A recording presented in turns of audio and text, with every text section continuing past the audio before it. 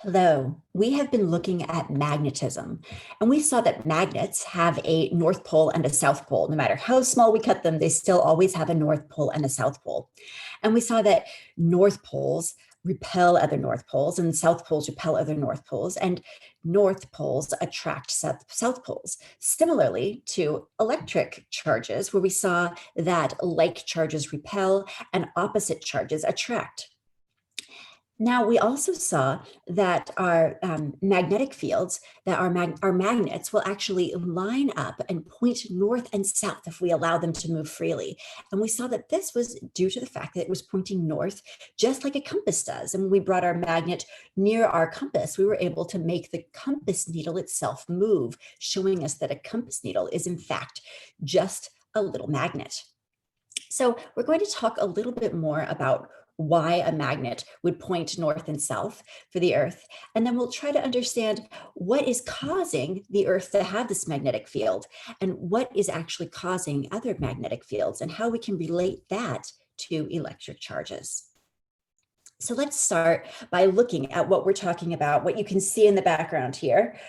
I am up in the Arctic, which I actually have been up to the Arctic, and I have actually seen the Northern Lights when I was out on a ship in the Arctic doing we were taking some data up in an Arctic fjord. And what we see here occurs because the Earth has a magnetic field, and that magnetic field is interacting with the solar wind, which is a bunch of radiation that is coming at the Earth from the sun. And if we didn't have that magnetic field to protect us, that radiation is so damaging, it could literally destroy life on Earth.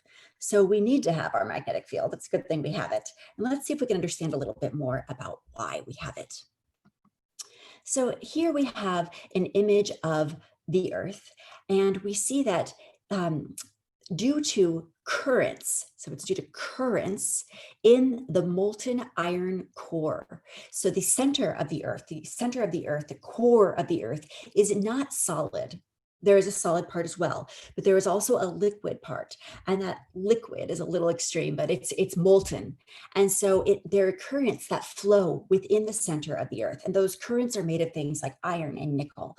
And because those currents are moving, we end up with this large magnet. The Earth itself acts like a large magnet, which is drawn here as a large magnet going through the Earth. Now, a couple things we notice about this magnet. One, it's not perfectly lined up with the North Pole and the South Pole. So yes, I do have a 6-year-old. Santa Claus is not actually where our compass is pointing. So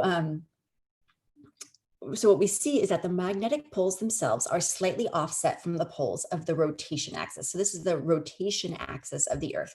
The Earth rotates around an axis. And if we were to draw this correctly, we would actually see that the Earth also has a tilt. So the Earth itself is rotating, and it also has a tilt as it's rotating. But we're just looking at the fact that the Earth is rotating, and we're comparing that to the magnetic pole axis, the axis of the magnetic pole. Now this pole is offset. This angle right here is about 11.5 degrees to be at the moment. And I say at the moment because these poles are not always in the same place. And over time, they have shifted. They've shifted completely.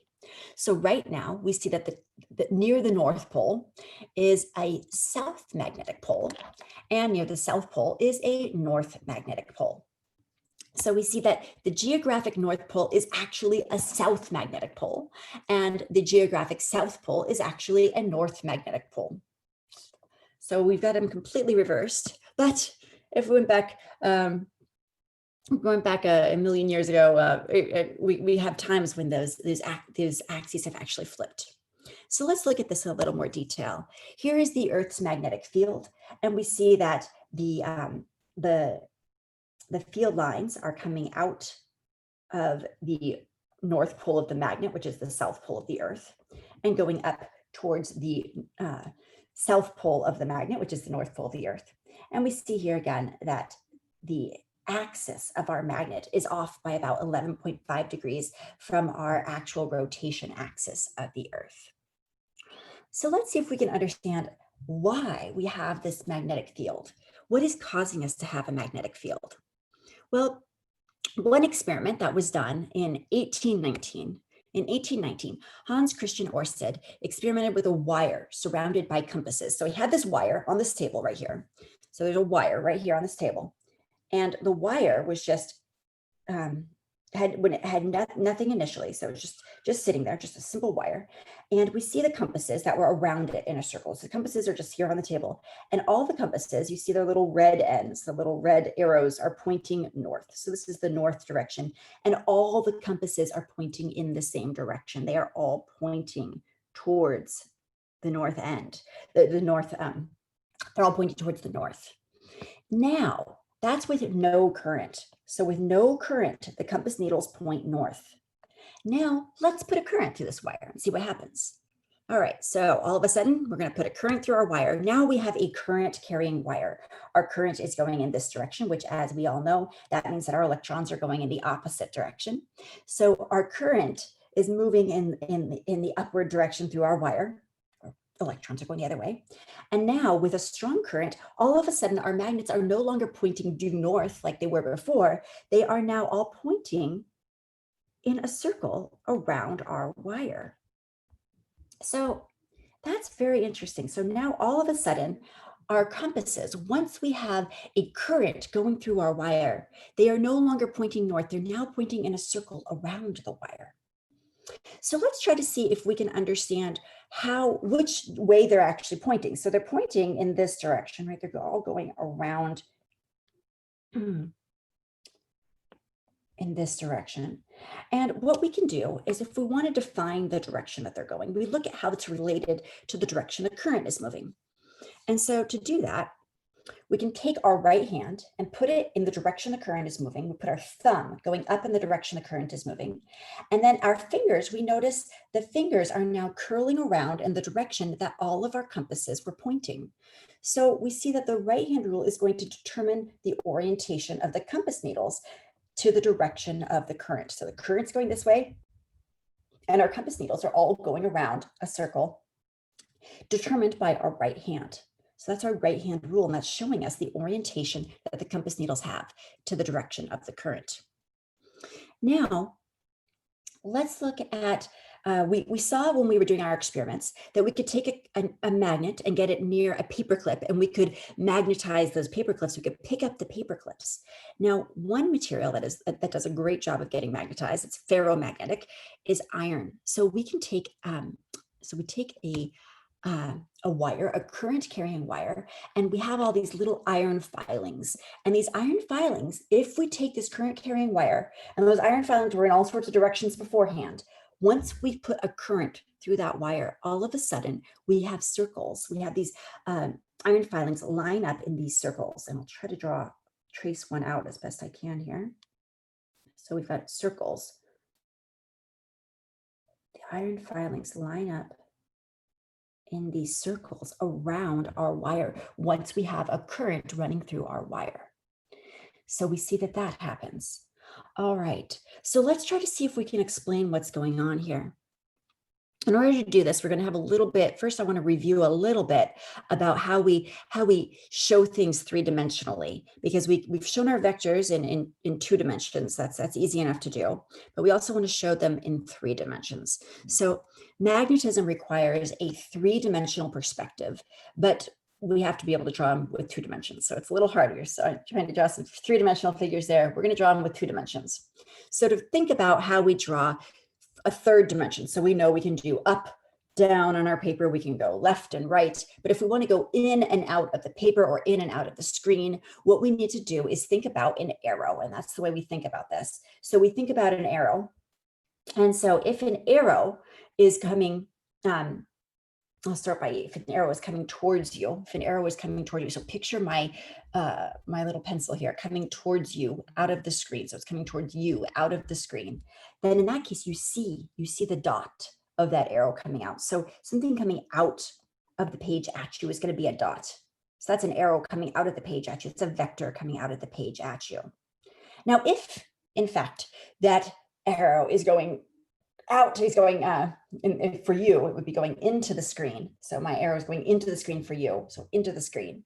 Then the arrow, we know, has those feathers on the end of it. And so you would see the feathers. And so that's what we think about when we think about the arrow going into the screen will give us these feathers over here. So those are the X's that we see. We have X's when we're into the page.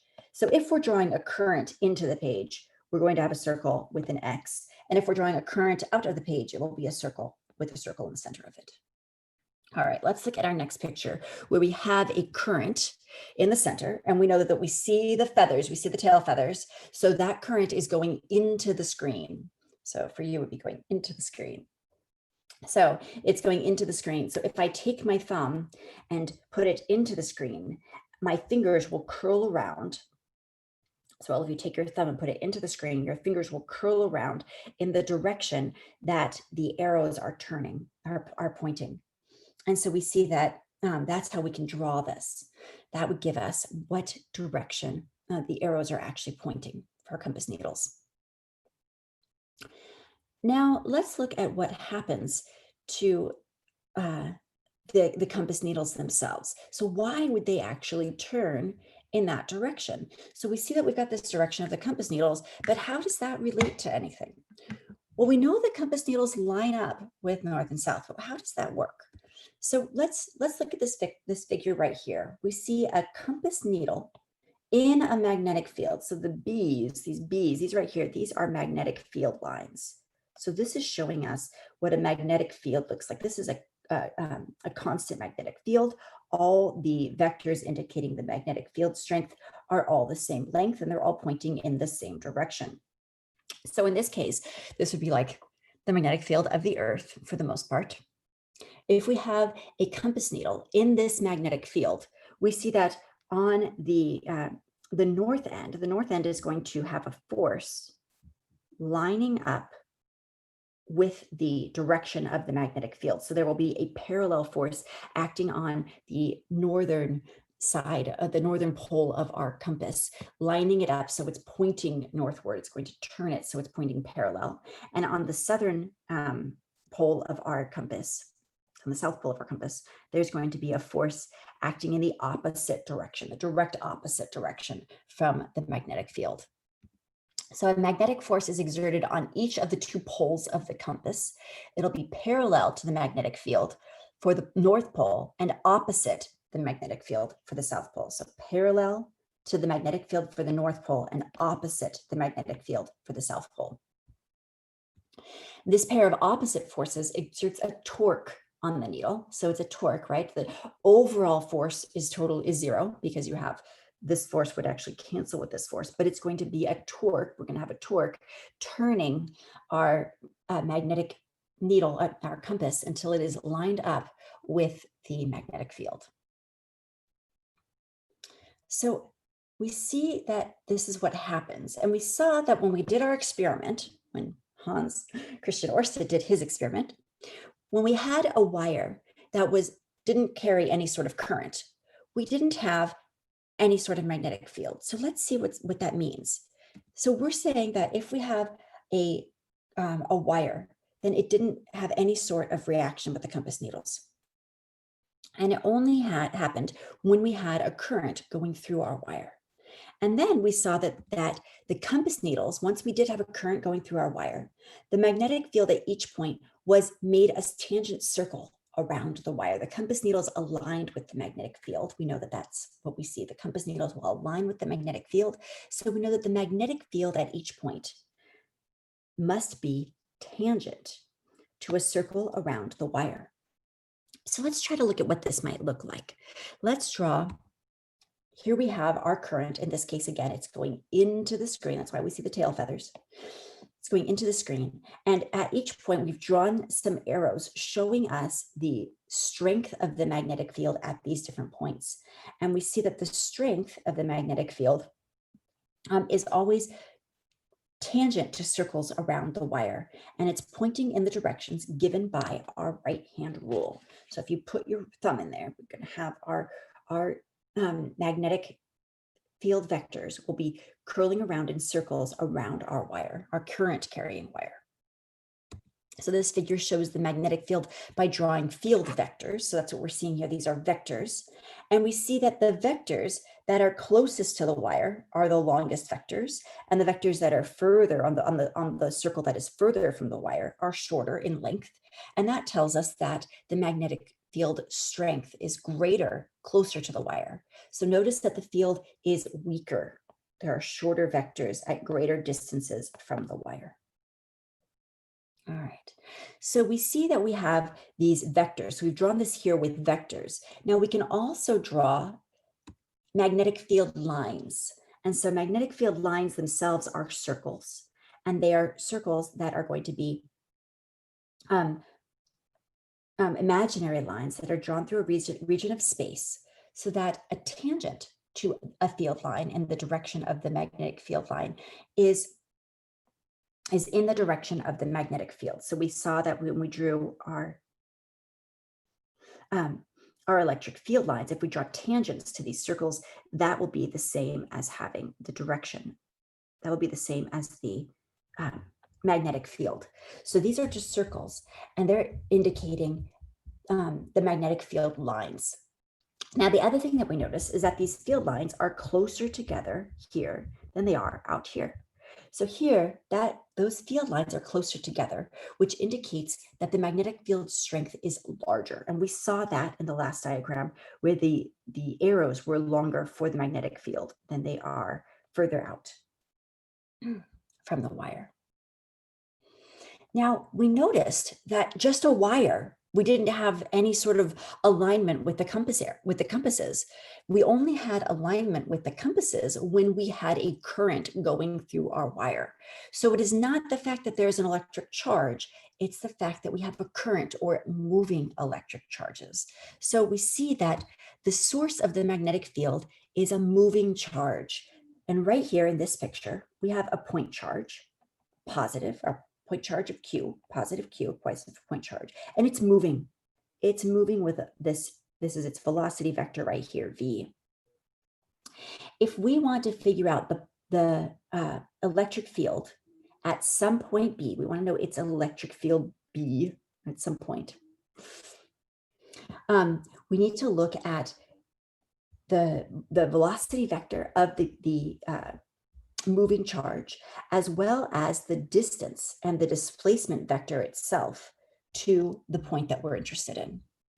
And once we have those factors, we can put them together, and we see that we can find the magnetic field by the Biot-Savart law, which tells us that at this point right here, the magnetic field B is going to be equal to a couple constants right here that we'll talk about in a second, mu naught over 4 pi, those are some constants, times the magnitude of Q, that's the magnitude of Q, not the magnitude of it, I'm sorry, because if it's negative, that will give us a negative, times V, the magnitude of its velocity, times sine theta over the distance between the point that we're talking about and of the distance between the point charge to the point that we're interested in, r squared.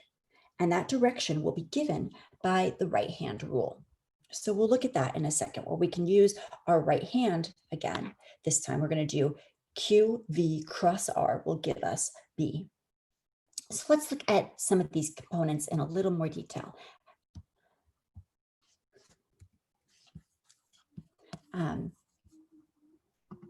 So here is the Biot-Savart law, and we saw that it's mu naught over 4 pi. Mu naught, we haven't seen this yet. This is a little different. It sounds a lot like epsilon naught, but it's not the same.